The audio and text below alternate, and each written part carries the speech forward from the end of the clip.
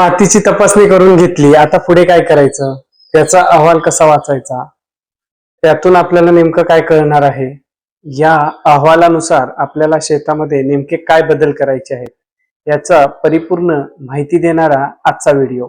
नमस्कार, मी वैभव अमरे आणि तुम्ही पाहताय आत्मा राजापूर. चला तर माझ्यासोबत आपण पाहूया कशा पद्धतीने माती नमुना अहवाल पाहायचा असतो. शेतकरी मंडळी, माती तपासणी अहवाल म्हणजे सॉइल टेस्ट रिपोर्ट वाचणे आणि समजून घेणे हे पिकांचे चांगले उत्पादन घेण्यासाठी आणि खतांचा योग्य वापर करण्यासाठी अत्यंत महत्त्वाचे आहे. या अहवालात जमिनीची सुपीकता आणि आवश्यक अन्नद्रव्यांची माहिती असते. जमिनीचा सामू, विरघळलेले क्षार, सेंद्रिय कर्ब, मुख्य अन्नद्रव्य, सूक्ष्म अन्नद्रव्य याची माहिती या अहवालामध्ये असते. आता हा अहवाल वाचन करताना आपल्याला तो समजला नाही तर कृषी विज्ञान केंद्र किंवा तालुका कृषी अधिकारी कार्यालयाशी संपर्क आपण साधू शकता. यासाठी तुमच्या गावच्या सहाय्यक कृषी अधिकाऱ्यांचा देखील आपण सल्ला घेऊ शकता. सगळ्यात महत्त्वाचं, मातीचा नमुना घेताना योग्य पद्धतीचा वापर होणं गरजेचं आहे आणि याची खात्री आपण केली पाहिजे. यासाठी आत्मा राजापूर आपल्या यूट्यूब चॅनलवर मी हा देखील व्हिडिओ केलेला आहे, कशा पद्धतीने आपण मातीचा नमुना घ्यायला हवा. नमस्कार मंडळी, समजून घेऊया आपण सॉइल हेल्थ कार्ड मातीचं जे तपासणी अहवाल आहे कशा पद्धतीने असतो आणि आपल्याला त्याच्यातून काय समजते ते आपण या ठिकाणी जाणून घेणार आहोत आजच्या व्हिडिओमध्ये. व्हिडिओ शेवटपर्यंत बघा तर समजेल शेतकरी मित्रांनो कशा पद्धतीने कुठले कुठले घटक यामध्ये खूप महत्त्वाचे असतात आणि त्या घटकाचा आपण अभ्यास कसा करायचा आणि आपल्या येणाऱ्या काळामध्ये त्याच्यामुळे आपल्याला जमिनीमध्ये किंवा आपल्या पिकाला त्याचा कसा फायदा होणार आहे. तर या ठिकाणी आपण पाहताय आत्मा राजापूर, तुम्ही माझ्यासोबत आहात. आपण जाणून घेतोय सॉइल हेल्थ कार्ड. हे बघा, हे जिल्हा मृदा सर्वेक्षण व मृदा चाचणी अधिकारी रत्नागिरी यांच्याद्वारे हे देण्यात आलेलं आहे. डॉक्टर सारिका भीमराव पाटील मॅडम यांच्या सहीचं आहे बघा हे. तर बघा या ठिकाणी सेंटरचं नाव आहे, जसं मी सांगितलं की जिल्ह्यामध्ये हे ही एक लॅब असते. प्रत्येक जिल्ह्यामध्ये आहे आणि ही गव्हर्नमेंटची लॅब आहे. अधिकृत गव्हर्नमेंट महाराष्ट्र शासनाची लॅब आहे. District soil survey and soil testing officer Ratnagiri आहे बघा. पोमेंडीमध्ये आपण रत्नागिरीमधून जात असाल तर पोमेंडीमध्ये आपण ही सॅम्पल तपासणी करून घेऊ शकता किंवा मी जसं सांगितलं की तुमच्या सहाय्यक कृषी अधिकारी यांना संपर्क साधून हे तपासणी तुम्ही करून घेऊ शकता. ते ऑनलाईन पद्धतीने याची जी काही माहिती आहे ती प्रविष्ट करतात. आपल्याकडून याच्यासाठी 7/12 आणि सॅम्पल मिळणं गरजेचं आहे. तर ते तुम्ही कसं काढायचं ते आपण आपल्या आत्मा यूट्यूब या चॅनलवर माती नमुना कसा घ्यायचा एक याचा व्हिडिओ केलेला आहे, तर तोही तुम्ही पाहू शकता. या ठिकाणी बघा हा सर्वे नंबर आहे. जसं मी त्या ठिकाणी सांगितलं होतं की सर्वे नंबर खूप महत्त्वाचा आहे. तर 381चा 4 आहे. धोपेश्वर मधला हा सर्वे नंबर आहे. प्लॉट ॲड्रेस आहे. 26 नंबर 2023 ला हा नमुना काढण्यात आला होता. त्याला जिओ पोझिशनिंग वगैरे आहे सगळं. तर याच्यामध्ये कार्ड कोणाला इश्यू केलंय म्हणजे कोणी हा तपासणी करून घेतलाय, तर एकनाथ नारायण खांबल म्हणून आहेत. हे ग्रहस्थ आहेत. आपण यांना पण नंतर नक्की भेटणार आहोत. तर या ग्रस्तांनी हा केलेला आहे आणि हे खांबलवाडी धोपेश्वर घाटी येथे धोपेश्वर राजापूर रत्नागिरी येथले हे शेतकरी आहेत आणि हा भातासाठी पॅडीसाठी हे नमुना हा दिला होता त्यांनी. तर या अनुषंगाने यांना काय रिझल्ट आहे यांचा, कशा पद्धतीने हे आपण आज वाचणार आहोत. तर हा त्यांचा प्लॉट साईज आहे इथं 0.2 हेक्टर म्हणजे जवळपास 20 गुंठ क्षेत्र आहे त्यांचं आणि त्यांनी सांगितले बघा सॉइल टाइप आहे लॅटरेटिक सॉइल. आता ही बघा सॉइलचा फोटो पण या ठिकाणी आहे.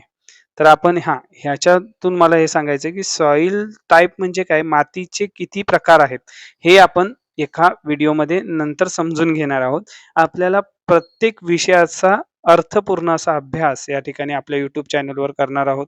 तुमच्यासोबत मी असणार आहे. तुम्हाला काही गोष्टींची गरज असेल, तुम्हाला जी माहिती गरजेची असेल तर त्याच्यासाठी तुम्ही आम्हाला नक्की कमेंट करू शकता शेतकरी मित्रांनो. त्याशिवाय आपण व्हिडिओ बनवत नाही. बऱ्याच जणांचे जे कमेंट्स येतात त्या अनुषंगाने आपण हा व्हिडिओ बनवत असतो. तर या ठिकाणी नक्कीच आपण हा व्हिडिओ करणार आहोत. येणाऱ्या काळामध्ये तुम्ही या ठिकाणी पाहू शकता तो व्हिडिओ. तर आत्ता आपण आहोत माती नमुना जी आपल्याला तपासणी अहवाल आलेला आहे त्याचं वाचन करत आहोत आपण. तर यामध्ये बघा सॉइल सॅम्पलचे डिटेल्स आहेत ते आलेले आहेत म्हणजे हे खूप महत्त्वाचं आहे. आता हे जे लोगो दिसतायत तुम्हाला इथे, हे बघा हे लोगो दिसतायत, हे नेमके काय आहेत? हे लोगो म्हणण्यापेक्षा एक चिन्ह आहे, साइन आहे. हे काय दर्शवते बघा, हे जे आहे हे चांगलं साइन आहे बघा. हसतोय ते, हसतोय का तर त्याच्यामध्ये मीडियम न्यूट्रल वगैरे सफिशियंट आहे. तर अशा पद्धतीचे म्हणजे चांगल्या पद्धतीचं त्याच्यामध्ये ते घटक आहेत. म्हणून ते असतात. मीडियम आहेत. हे थोडंसं पिवळं असेल तर मीडियम आहे. ते बघा हे ऑरेंज असेल तर कमी आहे आणि अतिशय कमी असेल तर रेड साइन येतो आणि नॉट अवेलेबल असेल तर हा साइन येतो. हे बघा. ते अशा पद्धतीचे साइन इथे दिलेले आहेत. तर पहिला आपण जो महत्त्वाचा घटक असतो जमिनीमधला पिकाच्या वाढीच्या दृष्टीने तो असतो नत्र. त्यामध्ये अवेलेबल नायट्रोजन जे आहे, नत्र आहे तो 414.16 आहे आणि याची गरज आहे किंवा रेंज आहे ती 280 ते 560 आहे. म्हणजेच काय शेतकरी मित्रांनो, यांच्या जमिनीमध्ये चांगल्या पद्धतीचं नायट्रोजन आहे. हे सिद्ध झालेलं आहे या या सॅम्पलमुळे किंवा या रिपोर्टनुसार आपल्याला हा अहवाल हे सांगतंय. आता अवेलेबल फॉस्फरस बघा, पी जो फॅक्टर आहे. सगळ्यात महत्त्वाचं काय आहे शेतकरी मित्रांनो, की एन-पी-के हे मातीमध्ये किती आहेत? कारण हे मेजर मोठ्या प्रमाणातली खतं आहेत आणि ही खूप आवश्यक असतात पिकाच्या वाढीच्या दृष्टिकोनातून. तर ह्याच्यामधला पहिला घटक खूप चांगला आहे. दुसरा घटक बघा या ठिकाणी कमी आहे. खूप कमी आहे. जवळपास 50% पेक्षा कमी आहे. कारण त्याची जी रेंज आहे ती 10 ते 25 आहे आणि आपल्याकडे किती आहे 4.53 आहे. म्हणजे याच्यामध्ये आपल्याला वाढ करणं गरजेचं आहे. म्हणजे ही जर जमिनीमध्ये आपल्याला कुठलं खत टाकणं गरजेचं आहे हेही मी तुम्हाला आता येणाऱ्या थोड्याच वेळात सांगणार आहे. आपण पहिलं वाचन करून घेतोय. तर अवेलेबल पोटॅशियम आहे बघा. हा आहे 980 आणि रेंज आहे 120 ते 280 म्हणजे खूप मोठ्या प्रमाणात पोटॅशियम यांच्या जमिनीमध्ये उपलब्ध आहे. म्हणजे टाकण्याची गरजच नाही एवढा जास्त प्रमाणात आहे. आता पोटॅशियम म्हणजे काय? तर आपल्याला एम-ओ-पी, एस-ओ-पी ही जी खतं आपल्याला ऐकिवत असतील किंवा तुम्ही जर सुफला नाव ऐकलं असेल तर याच्यातून पण मिळतो. तुम्ही जर 10-26-26 असेल तर याच्यातून पण हा मोठ्या प्रमाणात पोटॅशियम आपल्या पिकाला मिळत असतो. तर अशी खतं या ठिकाणी वापरणं काही गरजेची नाहीये. पण पुढे जाऊन आपण हे बघणार आहोत, की नेमकं कुठली खतं या ठिकाणी टाकणं गरजेचं असणार आहे.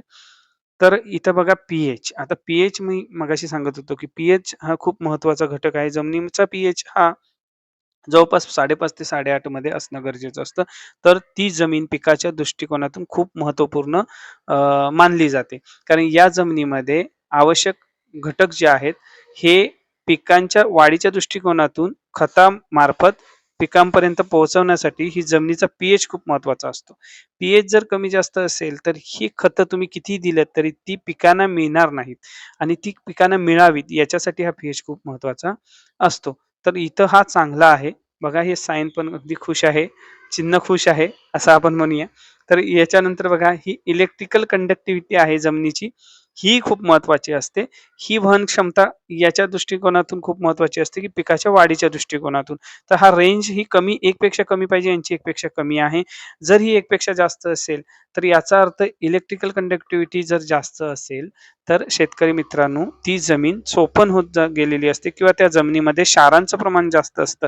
मग अशा वेळी आपल्याला त्या जमिनीमध्ये आपल्याला ते जिप्सम टाकून ती जमीन लेव्हलला आणावी लागते.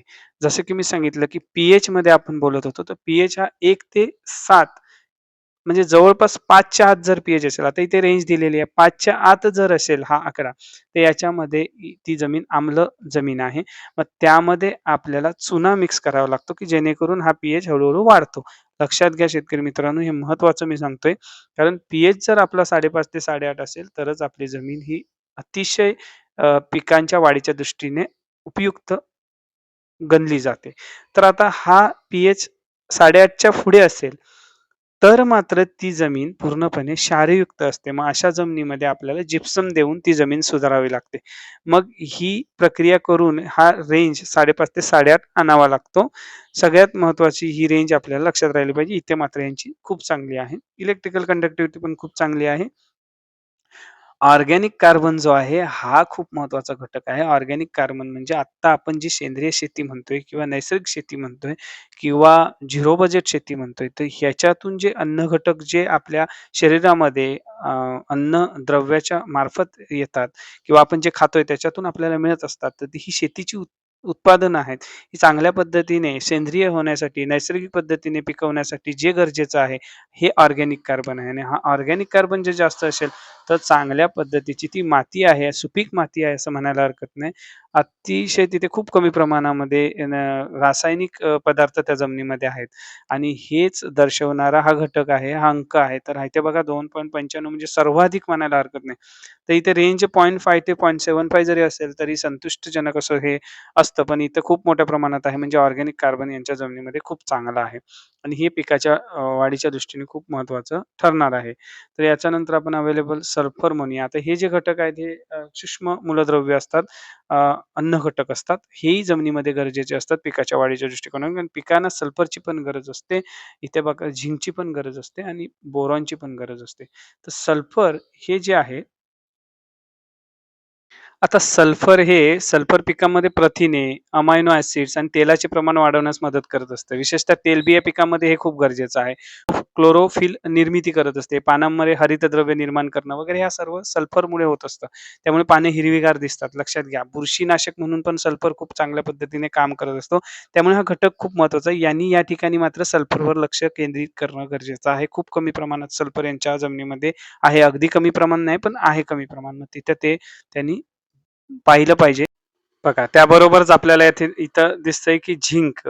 हा जो झिंक आहे हा पण यांच्या जमिनीमध्ये खूप चांगल्या प्रमाणात आहे. आता झिंक कशासाठी लागतं? तर वाढ आणि फुटवे येण्यासाठी, प्रकाश संश्लेषण प्रक्रिया याने चांगली सुधारते, मुळांना मजबूती मिळते, एन्झाईम क्रिया सुधारतात आणि तणावापासून संरक्षण होतं आणि कणसांची वाढ चांगली होते. विशेषतः मका, गहू, भात या पिकामध्ये दाण्यांना जर भर द्यायचा असेल आणि कणसांची लांबी वाढवण्यासाठी झिंक हे खूप महत्त्वाचं आहे. तर बघा या इथं आता हे भात घेणार आहेत, तर या ठिकाणी हा चांगला एक त्यांना फायदा या जमिनीतून होणार आहे. चांगलं उत्पादन भाताचं या ठिकाणी नक्की दिसणार आहे त्यांचं बघा, कारण त्यांना झिंक चांगला आहे. आता अवेलेबल बोरॉन पण या ठिकाणी आता बघा या ठिकाणी महत्त्वाचं त्यांना दिसून येतंय. हा जो आपण सॅम्पल रिपोर्ट बघतोय सॉइल सॅम्पलचा त्याच्यामध्ये अवेलेबल बोरॉन बघा 0.46 आहे आणि हा जास्त असायला पाहिजे 0.5 पेक्षा. म्हणजे हे बघा लोगो परत इथं थोडासा नाखुश आहे हा. हा म्हणतोय की नाही तुम्ही सुधारा ते. बोरॉन तुमच्या जमिनीमध्ये येणं गरजेचं आहे. आता याच्यामुळे होतंय काय? पिकाला बोरॉनची गरज कशासाठी असते? तर फुलोऱ्यात जास्त असते आणि फळधारणेमध्ये असते. तर फळ आणि फूल गळती थांबण्यासाठी हे गरजेचं असतं. परागीभवन याच्यामुळे फास्ट होतं. पेशींची मजबूती होते आणि मुळांची वाढ होते. तर कोवळी पाने पिवळी पडायला चालू होतात बघा, हे जर नसेल तर. फुले आणि फळे गळायला लागतात. फळांचा आकार पण विचित्र होतो. त्यांना भेगा पडतात वगैरे. या सगळ्या गोष्टी जर आपल्याला नको हव्या असल्यात, आपल्या शेतामध्ये पिकाची चांगली वाढ व्हायला हवी असेल, तर मात्र आपल्याला या बोरॉनचा चांगल्या प्रकारे त्याच्यामध्ये बोरॉन आणणं गरजेचं आहे. मग हे सूक्ष्म जे अन्नद्रव्य आहे किंवा हे त्यामध्ये असणं गरजेचं आहे. तर इथे बघा आयर्न पण दिलेलं आहे. आयर्न चांगलं आहे. चांगल्या प्रमाणात आयर्न आहे. आता हे आयर्न खूप महत्त्वाचं याच्यासाठी आहे, की नवीन कोवळ्या पानांचा रंग पिवळा किंवा पांढरा पडतोय नसेल तर. शिरा हिरव्यावर राहतात आणि पानाच्या बाकीचा भाग पिवळा पडतो. म्हणजे आपल्याला हे लोहाची कमतरता ही दिसून येते. वाढ खुंटते आणि उत्पादनामध्ये घट दिसते. तर लोहाची कमतरता असल्यास फेरस सल्फेट हे टाकायला लागतं आपल्याला. तर या ठिकाणी मात्र चांगलं आयर्न आहे. आयर्न म्हणजेच लोह, तर सूक्ष्म हरितद्रव्य तयार करण्यासाठी याचा जास्त उपयोग होत असतो. तर पिकाच्या उत्पादनाच्या दृष्टीने खूप महत्त्वपूर्ण घटक आहे. पुढे वळूया आपण शेतकरी मित्रांनो. यानंतर आपल्याला आपण पाहत मॅग्नीज. आता हा मॅग्नीज पण खूप महत्त्वाचा घटक आहे.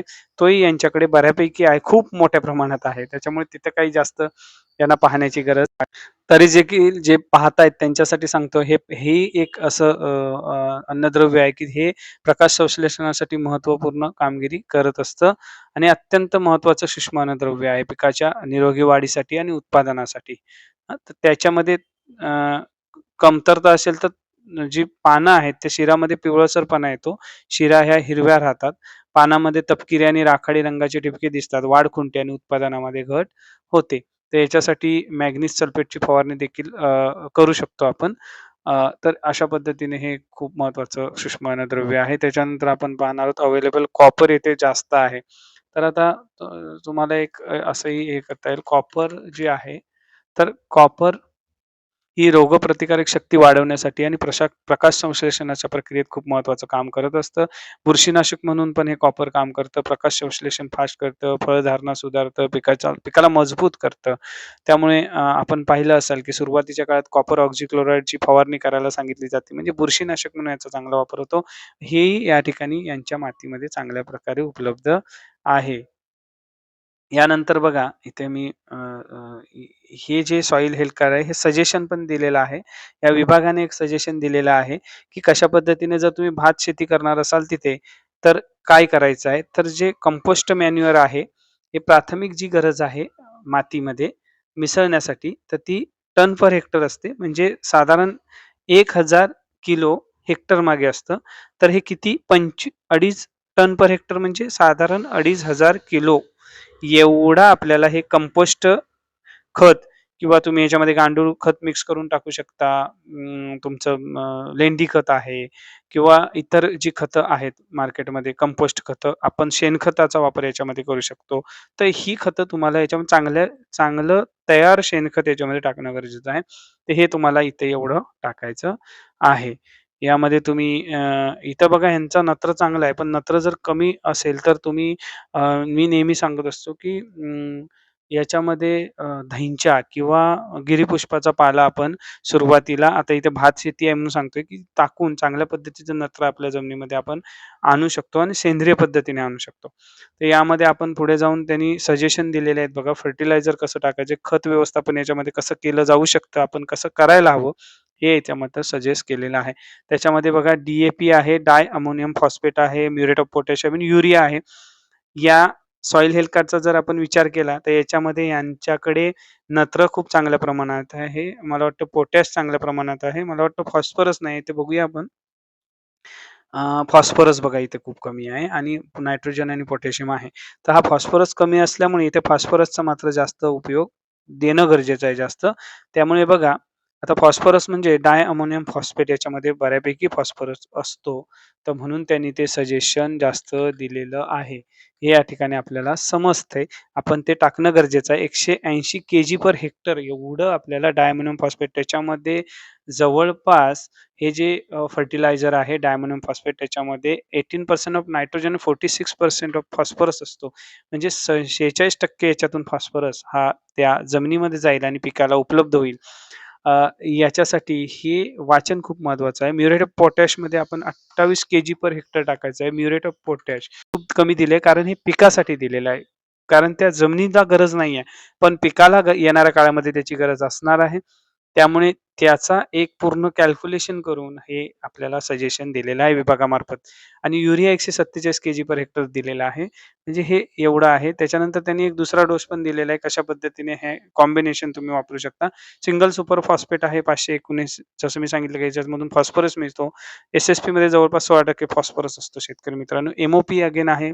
एम-ओ-पी म्युरेट ऑफ पोटॅशमध्ये 60% तुम्हाला पोटॅश मिळतं आणि हे पिकाच्या वाढीच्या दृष्टीने खूप महत्त्वाचं असतं. याच्या फळांच्या दृष्टिकोनातून खूप महत्त्वाचं असतं. तर ते आहे. युरिया अगेन नत्र आहे. नत्राचं प्रमाण इथे दिलेलं आहे. 217 केजी पर हेक्टर हे युरिया आहे. याच्यातून आपल्याला युरियामध्ये जवळपास 46% नत्र असतं. तर या अशा पद्धतीने ह्याचं वाचन केलं, की आपल्याला लक्षात येतं. याच्यामध्ये सल्फरचं पण प्रमाण किती टाकायला पाहिजे अतिरिक्त या जमिनीमध्येही त्यांनी सजेस्ट केलेलं आहे 10 केजी पर हेक्टर. बोरॉक्स आहे 10 केजी पर म्हणजे बोरॉनसाठी 10 केजी पर हेक्टर अशा पद्धतीचं इथं त्यांनी सजेशन केलेलं आहे. इथे बघताय तुम्ही बोरॉनची कमतरता असल्यामुळे इथे बोरॉक्स सजेशन केलेलं आहे. तर शेतकरी मित्रांनो, हे असं होतं सॉइल हेल्थ कार्ड हे आपण बऱ्यापैकी समजून घेतलेलं आहे. आत्मा राजापूर हा व्हिडिओ पूर्ण पाहिल्याबद्दल सगळ्यांचं खरंच अभिनंदन आहे. तुम्हाला येणाऱ्या काळामध्ये खरीपामध्ये या नक्की याचा फायदा होणार आहे आणि तुम्हाला एक माझी नम्र विनंती राहील, की तुम्ही जास्तीत जास्त शेतकऱ्यांपर्यंत ही माहिती पोहोचवा. कारण अजूनही बरेच शेतकरी हे माती नमुना तपासणी करत नाहीयेत. त्याच्यामुळे त्यांना नेमकं आपल्या पिकामध्ये काय हवं आहे, हे समजत नाही. मातीमध्ये काय हवं आहे, हे समजत नाही. आज तुम्ही ऐकवत असाल, की जमिनीशिवाय शेती केली जाते, पाण्यावर शेती केली जाते. म्हणजे ती शेती कशी केली जाते? ह्या अन्नद्रव्यांच्या मॅनेजमेंट थ्रू किंवा व्यवस्थापनामार्फतच ही शेती केली जाते. म्हणजेच काय, की पिकाला जो आधार आहे हा माती देत असते. पण मातीमध्ये नेमकं काय आहे? पिकाच्या दृष्टिकोनातून महत्त्वाचं काय आहे? हे आपल्याला मात्र जाणून घेणं गरजेचं असतं. तरच आपलं पीक त्या ठिकाणी चांगल्या पद्धतीने येऊ शकतं. एवढंच काय शेतकरी मित्रांनो, तर आपण जे फवारणी करत असतो, तर त्या फवारणी करत असलेल्या पाण्याचा पी-एच देखील आपल्याला तपासायला लागतो. हा पाण्याचा पी-एच जर 5 पेक्षा कमी असेल किंवा 8 पेक्षा जास्त असेल, तरी देखील त्याचा विपरीत परिणाम हा आपण जे सोल्युशन तयार करत असतो त्याच्यावर होत असतो आणि त्याचा निगेटिव्ह इफेक्ट किंवा निगेटिव्ह इम्पॅक्ट हा आपल्या फवारणीद्वारे आपल्या कीटकांवर पडत असतो. कारण त्याच्यामुळेच हा प्रभाव जो कीटकनाशकांचा जो प्रभाव म्हणतो, तो त्याचा जो त्याची जी अंमलबजावणी आहे ती मोठ्या प्रमाणात होत नाही किंवा जेवढे 100% त्याचा इम्पॅक्ट व्हायला पाहिजे तेवढा होत नाही. त्यामुळे आपल्याला हे पी-एच पण देखील खूप महत्त्वाचं काम करतात. मी येणाऱ्या काळामध्ये ह्या पी-एचचा फवारणीमध्ये काय उपयोग होतो हेही व्हिडिओ घेऊन येणार आहे. बरेचसे व्हिडिओ तुम्हाला या ठिकाणी पाहायला मिळणार आहेत. तुम्ही ह्या चॅनलला सबस्क्राईब करा. तर मंडळी, कसा वाटला आजचा एपिसोड आम्हाला नक्की कळवा. आपले अभिप्राय आम्हाला नक्की कळवा आणि पुन्हा एकदा अशाच नवीन व्हिडिओसह मी तुमच्या समोर येईल. तोपर्यंत जय हिंद, जय महाराष्ट्र.